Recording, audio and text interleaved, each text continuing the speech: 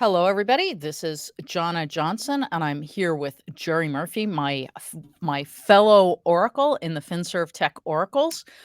Today, we were going to talk about AI, but we are actually going to talk about a slightly different aspect of AI, given all the excitement that happened yesterday with Sam Altman getting fired by the board from OpenAI, getting offered a job by Microsoft, and then having Microsoft extend that job offer to 700 of his closest friends and employees, basically picking up the entire staff of OpenAI if that's how things go.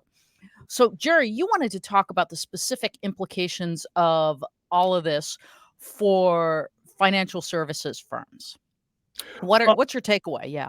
I think on the one hand, most financial services firms are already working with Microsoft. So in one sense, you could say it solidifies that. However, I think more than anything, it's a real clear indication that people should proceed cautiously. I mean, you could almost see that if you look at the Gartner hype cycle, right? We have yet to hit the trough of disillusionment with AI. This could just be the trap door that the trough needs to create massive disillusionment. So I think there's tons of I don't anybody who tells you they know how this is all going to play out between the industry, ChatGPT, and Microsoft, they're kidding themselves, right? Because nobody knows. But I mean, to me, this could be something phenomenal. But more often than not, the massive uncertainty this causes, how the market going to react to it? Is ChatGPT going to sue somebody? It's going to create lots of uncertainty that people have to proceed cautiously. Well, and when we were prepping for this, you said, look, this could either be the springboard to stability because, the OpenAI technology is fully owned by Microsoft, or more likely the first step towards the trial of disillusionment. I do like the springboard to stability. Props on the alliteration there. You mentioned, uncertainty is one of the risks. What are, more specifically, what are some of the risks that you see here? Well, I mean, if an entire employee base goes to work for a former partner that's now competitor, there's a lot of risk for lawsuits. Now, you could say that these two companies are in California and Washington that are both right to work states.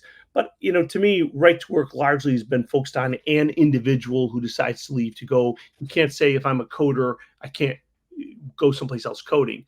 But in this case, you're talking about taking an entire employee base and have them work for a erstwhile partner that potentially becomes a competitor. You can't tell me that these multi-billion-dollar companies are going to just sit there and shake hands and say, "Well, nice try, but I guess you got me. I guess I'll have to do something else to unfold my company." With all these billions of dollars at stake, that's very unlikely to happen. So I think there's going to actually be massive uncertainty in the investment community, um, to say the least. I mean, this is so new that I think there will be, unless it gets resolved quickly, which is unlikely. I think it's just going to create all kinds of competitors that could jump in. What's going to happen with these guys' employees? Lots of uncertainty. The market Well, like and that. and I think also for Microsoft, even in the absolute best case scenario where it gets to keep all of the intellectual property, keeps Altman, keeps the chief scientist, still there's going to be a settling in period where everybody's got to figure out the footing in the new company, as simple as getting their new ID badges all the way down to, look, you now have two people, the CEO and the chief scientist, and the chief scientist effectively stabbed the CEO in the back.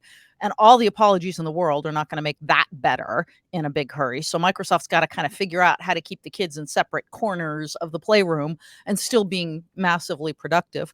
Fortunately, it's a big company. That's a common problem in big companies where you have two senior executives who are both very important to the company who hate each other's guts, and you have to figure out a way to benefit from both of them. So I think even the best case scenario, there's a little bit of a slowdown while all the aftershocks work themselves out. Is there, in your view, is there any upside to any of this whatsoever? Yeah, I think the one upside is this really shows that AI is clearly in the mainstream. If there were people that were like, it's not coming sometime tomorrow, I don't need to worry about it. Um, it's absolutely here and it's real. And there's no way that any human being in industrialized society can ignore the fact that it's actually here. and real. So I think that that's a good thing. I also think because of this uncertainty, the good thing is it will likely force people to look at other alternatives because the reality is these guys are not the only game in town. You see, Google's making mass investments. Amazon literally just yesterday said they're going to announce free AI courses. I don't think they've figured out what the heck that means yet, but so you're going to see a lot more players trying to take advantage of the uncertainty. So the good news is, in some sense, if you're embracing the diversity that's out there, it while there's a lot of uncertainty, it's also going to create a lot of opportunity and certainly a lot of awareness. Well, and I would take it a step further. In our research over the summer, we found that there was a strong correlation between AI maturity and success and working with as many vendors as possible. And I know that sounds like, oh, gee, it's an enormous waste of time because everybody always wants to just pick one vendor and work with them. But I think we based on the results of that research and what we're seeing, we said then and we'll say now it's way too soon to pick a winner. So make sure you're working at least with the big three, Microsoft, Google, and Amazon, as well as a host of actual open source providers now that OpenAI is effectively gone. I mean, it may reconstitute itself in some way, shape, or form, but it's lost all the momentum. This was, let's just be clear. This was an absolute car wreck. This company is over for meaningful purposes. It's going to be filing lawsuits till the cows come home. But essentially, there's lots of other players out there. There's Hugging Face, there's Bloom, there's tons of other players that you could be looking at. And there's a strong correlation between looking at those players and success. And a lot of other software models out there as well, right? So I mean, Exactly. there's all kinds of llama and alpaca, and there's lots of things out there. And a lot of this we've looked at with Chat GPT is focused a lot on the text stuff, but you got visual stuff, you got audio stuff. I mean, I think we're going to see a real renaissance of AI innovation, and that's just going to have to be Outside of Microsoft, of course. wow. Yes. Microsoft, as we all know, is where good technology goes to die. But that said, as I've said multiple times, Microsoft, for all its failings, has always, always, always had a competitive entrant on every technology related to computing, from MS-DOS through cloud. So I'm not ruling them out. I just don't think innovation is going to happen quite at the speed that it's been happening at OpenAI, but it'll happen elsewhere, and Microsoft will have to keep up. That is true. Okay, so your basic takeaways are, hey, if you're a financial services firm, you really want to go slowly with respect to Microsoft. I would also recommend that you get, since you're probably big enough to go talk to them directly, that you get a direct commitment that of what they're going to do, regardless of where Sam Altman ends up, regardless of where their chief scientist ends up, regardless of what happens to OpenAI, in other words.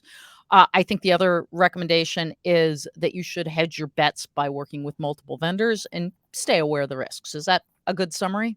That sounds very good. And keep your eyes open because this is going to continue to shift rapidly, and you need to be very aware and hedge your bets. So the soap opera isn't over yet. Oh, I think it's just begun. Okay. All right. Well, thanks everybody. Once again, this has been Financial Services Tech Oracles. Please join us on Tuesday mornings at 9 o'clock, just before the markets open, so that you can hear about technology that's relevant to financial services firms. Take care. See you later.